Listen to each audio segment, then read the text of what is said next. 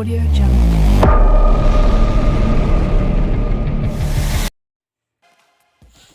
Assalamualaikum warahmatullahi wabarakatuh.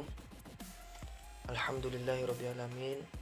Asyhadu an la ilaha illallah wahdahu la syarikalah wa asyhadu anna sayyidana Muhammadan abduhu wa rasuluh.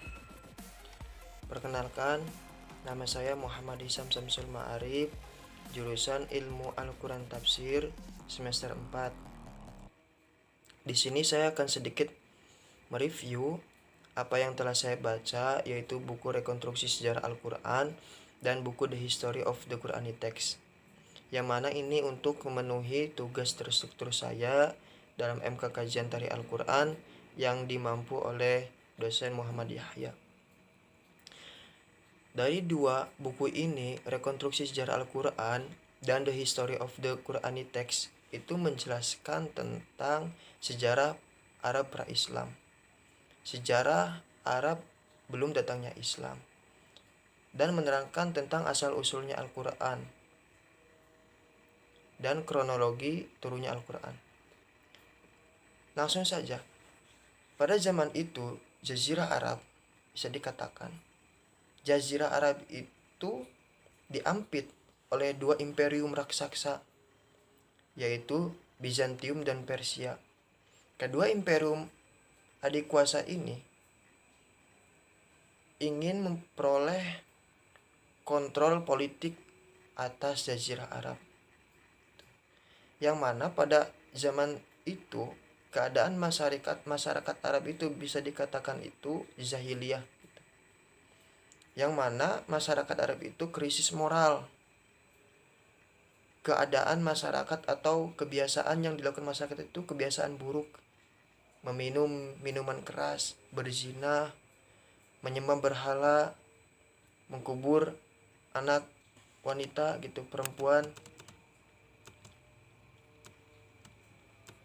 Pada keadaan masyarakat seperti itu, Nabi Muhammad SAW yang mana mempunyai misi untuk menyempurnakan akhlak, ya, karena zaman itu kan krisis moral nih. Nabi Muhammad diturunkan untuk menyempurnakan akhlak.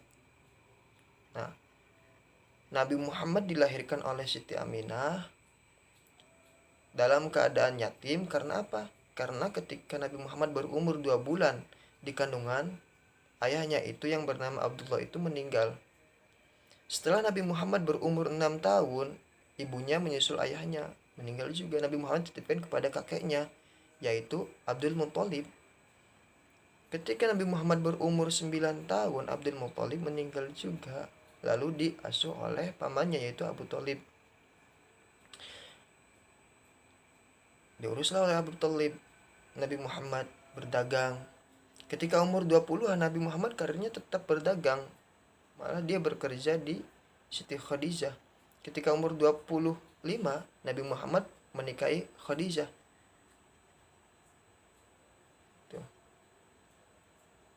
Sampailah ketika Nabi Muhammad umur 40, Nabi Muhammad suka bolak-balik khalwat ke Gua Hiro. Nabi Muhammad ketika di Gua Hiro umur 40 tahun, Nabi Muhammad mendapatkan wahyu dari Allah melalui malaikat Jibril.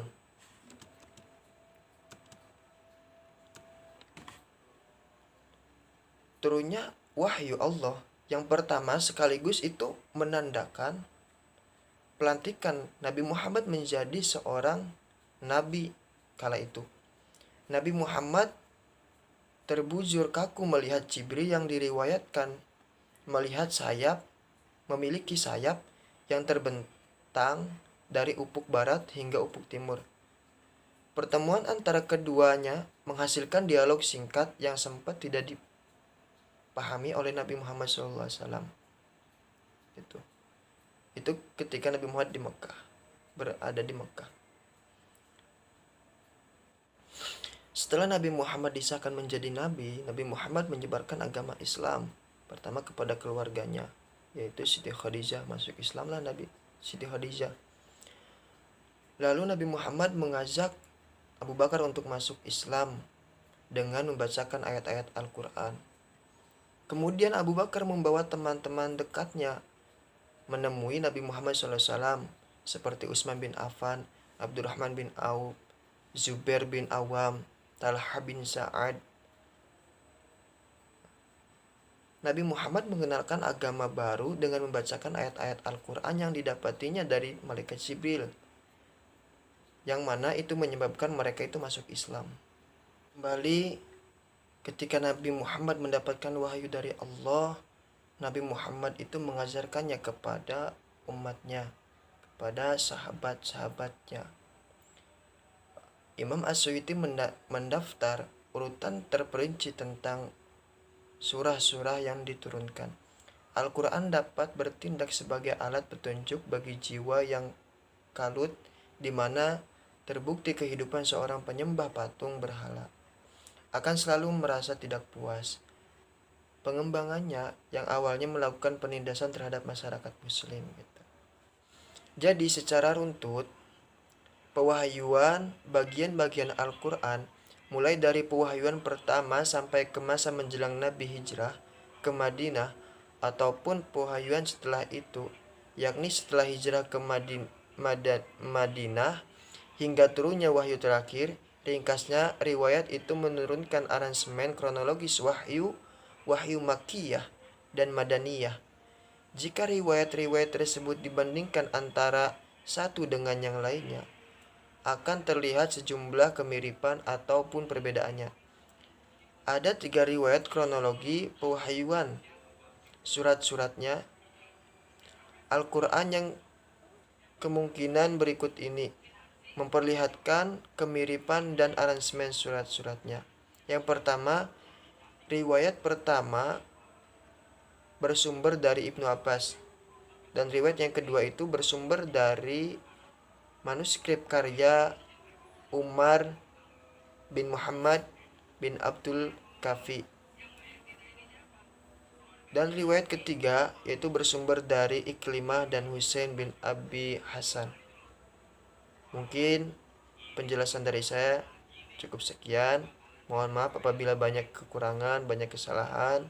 Mohon dimaklumi. Assalamualaikum warahmatullahi wabarakatuh.